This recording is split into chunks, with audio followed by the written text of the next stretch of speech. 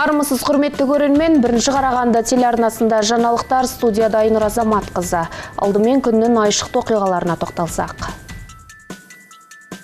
Шаһарымызда халықты қайта иммундау науқаны жалғасып жатыр. Дәрігерлер тұрғындарды ревакцинация алуға шақырады.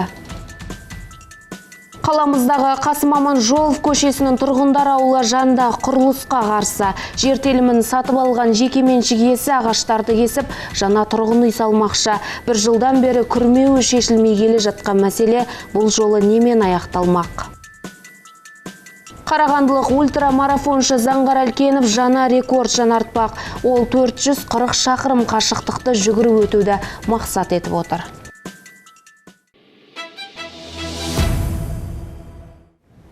Қарағанды облысында эпидемиологиялық ахуал әлі де тұрақсыз. Ауру көрсеткіші бірде 2000-нан асады, бірде 1000-ға дейін тіркеліп жатады.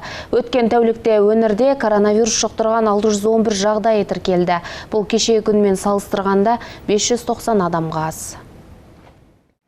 Ел бойынша да сырқаттанушылық азайып келеді. Кейінгі 24 сағатта 6648 қазақстандық індетке шалдыққан. Бүгінгі күні коронавирус инфекциясынан 120 мыңнан астам адам ем қабылдап жатыр. 163 науқастың жағдайы өте ауыр деп бағаланса, 88-і өкпені жасанды желдету аппаратына қосылған. Дәрігерлер ұжымдық иммунитетті қалыптастыру үшін адамдардың 80%-ы екпе алу керектігін алға тартады. Сондықтан тұрғындарды вакцина мен ревакцинация курсынан өтуге шақырады. Қарағанды облысында екпенің екінші компонентімен 570 мыңнан астам адам қамтылды. Бұл 64% ғана құрап отыр. Ал қайта иммундау шарасына 105 мыңнан астам тұрғын қатысты. Шаһарымызда халықты қайта иммундау науқаны жалғасып жатыр. Коронавирусқа қарсы қосымша доза екпенің толық курсын алғаннан соң 6-9 ай өткеннен кейін салынады. Дәрігерлер тұрғындарды ревакцинация алуға шақырады. Қала тұрғыны Жанна Демесинова өткен жылдың шілде айында толық вакцина курсын алған. Содан бері 6 ай өтіп, ревакцинация алу уақыты келіпті. Оның сөзінше вакцинадан кейін ешқандай жана мәсер болмаған. Бүгінде 30 минут дәрігерлердің бақылауында болды. Ревакцинация алуға бүгін келдім 4-ші поликлиникада. Жаздың айында 2 вакцина алдым. Бірінші компонент, екінші компонент Спутник V. Бүгін ревакцинация алуға шешім қабылдадым. Өйткені үйде анам бар, сол кісілердің өміріне қауіп тигізбеу үшін сондай шешімге келдім. Бүгінде қаламыздағы 4-ші емхана күнделікті тұрғындарды қабылдап жатыр. Тәулігіне 90-нан астам адам келеді. Қазіргі уақытта 4000-ға жуық тұрғын ревакцинациядан өткен. Дәрігерлер қайта иммундау шарасы ағзаны қорғау үшін антиденелердің жеткілікті деңгейінің қалыптасуына мүмкіндік береді дейді. Ревакцинацияны міндетті түрде 2 этап алғаннан кейін жасау керек. Міндетті түрде жасау керек. Оның мынандай побочный эффект деп айтамыз ғой. Қазіргі таңда сондай қатты ауырып осы жерде енді асқынулары болған жоқ. Жақсы жасалып жатыр. Кейбір көп кісілер сұрайды. Мен мінекей вакцинация алдым 2 рет, сонда да ауырдым деп айтады. Бірақ та ауырғанның өзінде ол кісілер жеңіл түрде ауырады. Анандай қатты ауырсынулар біздің поликлиникада болған жоқ. Сондай-ақ мамандар 65 жастан асқан қариялар мен иммунитеті әлсіз адамдарға ерекше көңіл бөліп отыр. Олар егде жастағы тұрғындарға өздері хабарласып, қайта егу кезеңіне келуге шақырады. Сонымен қатар арнайы мобильді бригадалар ұйымдастырылған. Мобильді бригадалар күнді мекемелерге барып, мынандай қарттар үйіне бар, интернаттар бар, мысалы военкоматта болды жолы, пожарная охранада, организация по утилизации автомашин, Қарағанды су, сондай көп мекемелер заявка береді. Сол заявкаға сәйкес біздің мобильный бригада күнделікті барып екпелерді жасап тұрады.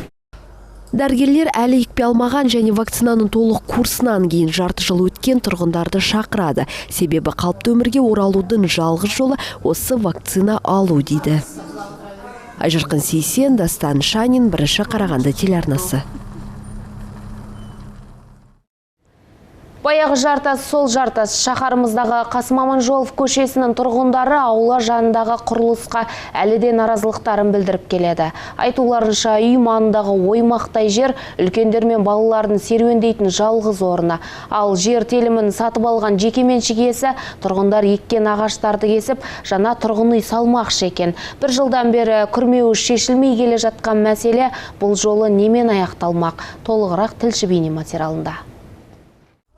Бұл бір жылдан бері құрылыс жұмыстарына қарсылық танытып келе жатқан Аманжолов 12-де 2 көшесінің тұрғындары.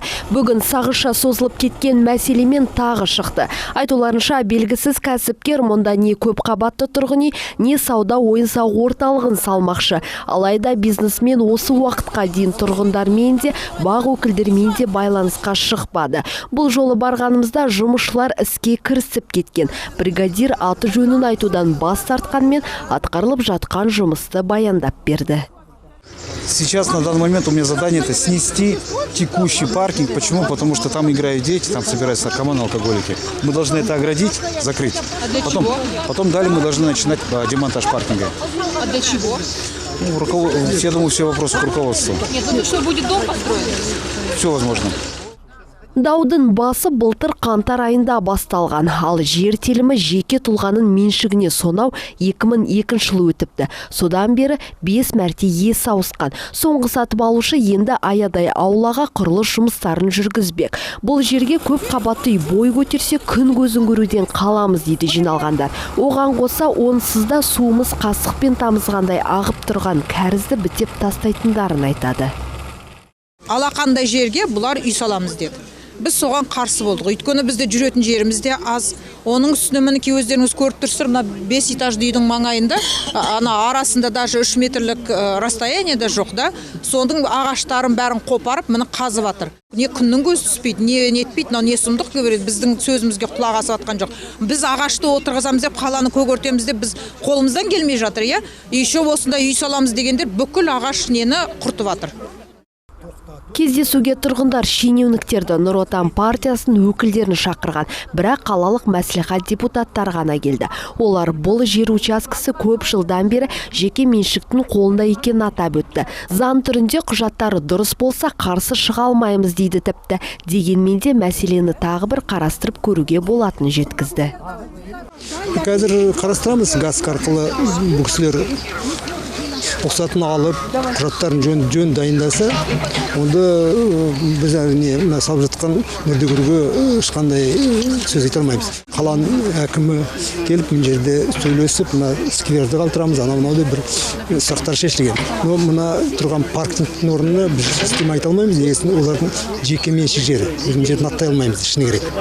Ол кісінің жеке бұл кісіді сатып алған кезінде, мына қазір жеке меншік паркингді бұзам деп отыр. Енді өзінің жеке меншігі, оны бұзбай деп айта алмаймыз.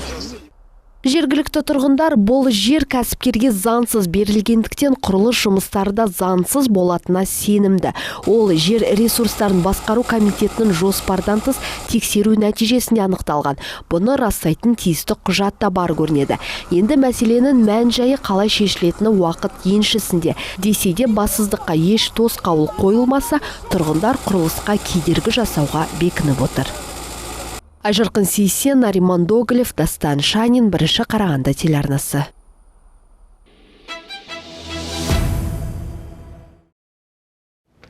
Қарағанды облысының әкімі Жеңіс Қасымбек Қазақмыс корпорациясының қызметкерлерімен, сондай-ақ кәсіподақ өкілдерімен кездесті. Жиында компанияның дамуы мен әлеуметтік қамсыздандырылу шарасы сөз болды. Сондай-ақ шаһарды көркейту мәселесі назарға алынды. Қазақмыс корпорациясының жұмысы және әлеуметтік міндеттемелер туралы компанияның басқарма төрағасының бірінші орынбасары Андрей Гайдин айтып берді. Оның сөзінше бірнеше рет ұжыммен кездесу өткізілген. Онда қызметкердің бірде-бір мәселесі назардан тыс қалған жоқ. Аймақ басшысы Жеңіс Қасымбек облыс үшін корпорацияның тұрақты жұмысы, еңбек қауіпсіздігі, қызметкерлердің әл-ауқатын арттыру маңызды екенін атап өтті. Әлеуметтік сипаттағы мәселелерге қатысты облыс басшысы Жезқазған әкіміне медицинаны дамытуға, абаттандыруға және халықты жұмыспен қамтуға ерекше назар аударуды тапсырды. Жұмыс сапары барысында Жеңіс Қасымбек қала басшылығымен және жұртшылықпен кездесіп, азаматтарды жеке мәселелер бойынша қабылдады. Қала әкімі Қайрат Әбсаттаров экономиканы әртараптандыру жобалары туралы айтып, Жезқазғанды дамыту жоспарларымен таныстырды. Біздің ауылдарымызда балалар алаңдары пайда болды. 6 көпқабатты тұрғын үй салынып, мұқтаж азаматтарға 168 пәтер берілді. Тұрғын үйлерге газ енгізу басталды.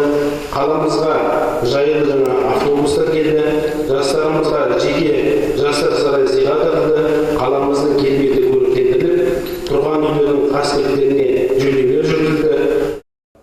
Әлеуметтік инфрақұрылымды да дамыту жоспарлануда. Дарынды балалар оқитын өркен мектебі жанынан 200 орындық жатақхана салынады. Бұл ауылдан оқушыларды көбірек қабылдауға мүмкіндік береді.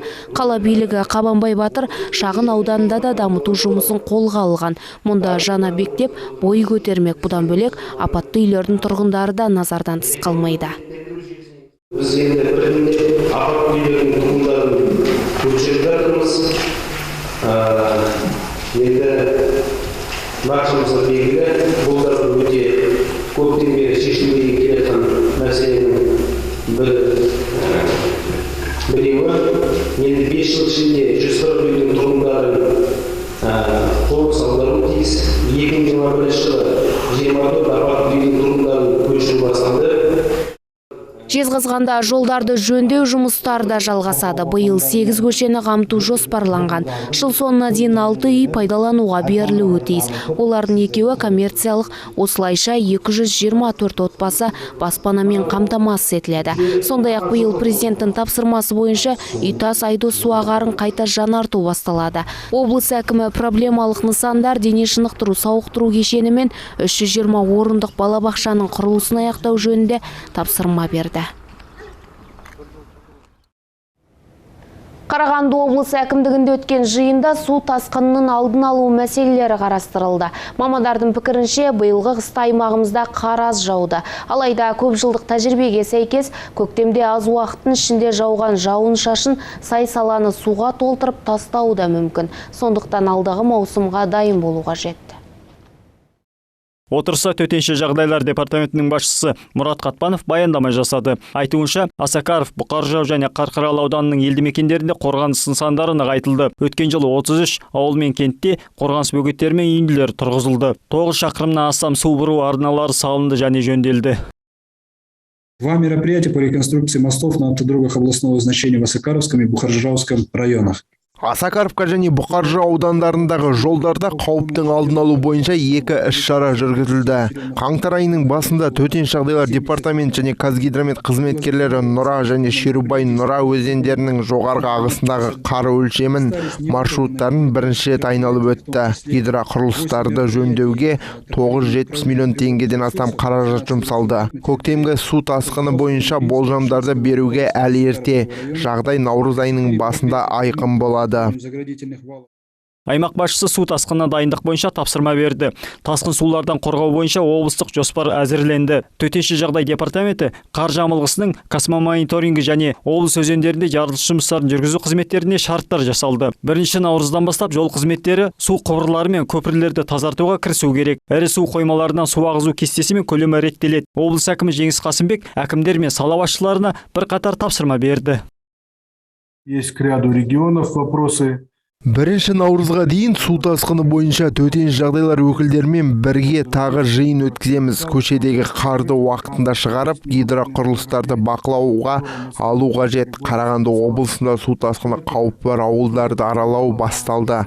Мамандар өзендердің жоғарғы ағысындағы топырақтың қауіпті учаскелер космомониторинг көмегімен анықталады. Өңір басшысы сондай-ақ су шаруашылық құрылыстарын ерекше бақылауды ұстауды ескертті. Су қоймаларын дайындауға суды ағызудың уақытылы режимін ұйымдастыруға ерекше назар аудару керек. Жиын барысында сондай-ақ құлақтандыру жүйелерін жаңғырту жоспары талқыланды. Жаңабек Нар, Дастан Шанин, 1 Қарағанды телеарнасы. Тұрғын үйдің қолжетімділігі қарағандылықтар үшін маңызды мәселе болып қалуда. Кезектегі тұрғындардың санын қысқарту, инфрақұрылымды жақсарту және жаңа шағын аудандарда абаттандыру үшін облыс орталығында бірқатар жобаларды іске асыру жалғасып жатыр. Осы жылдың соңына қарай Трилистник тұрғын үй кешеніндегі 9-үй пайдалануға беріледі. 10-шы үй салу мәселесі пысықталуда. Сондай-ақ 14 шағын ауданда 3-5 қабатты және Белинский көшесінде 9 қабатты ғимараттың құрылысын аяқтау жоспарланған. Инженерлік коммуникациялық инфрақұрылымды жүргізу аяқталды. Қолайлы ауа райы басталған кезде іргелес аумақтарды абаттандыру басталады. Сонымен қатар Чапаев көшесі бойынша 108 пәтерлі жалға берілетін тұрғын үйдің құрылысы бойынша жобаны іске асыру басталды. Сондай-ақ спикердің айтуынша оңтүстік батыс шағын ауданында тағы 8 ірі панельді тұрғын үй, оңтүстік шығыс 30 шағын ауданында 3 көп пәтерлі үй, Майқұдық 14 шағын ауданында 4 тұрғын үй және Пришахтинскте 5 қабатты үй құрылысына жобалық сметалық құжаттама әзірлеу бойынша жұмыс жандандырылды. Мемлекеттік сараптама алынғаннан кейін жобаларды іске асыру басталады. Әлеуметтік инфрақұрылымды дамытуға бағытталған бірқатар жобалар іске асырылуда. Триатлон парк ауданында 500 орынға арналған жүзу бассейн салу, кезекте тұрғындарға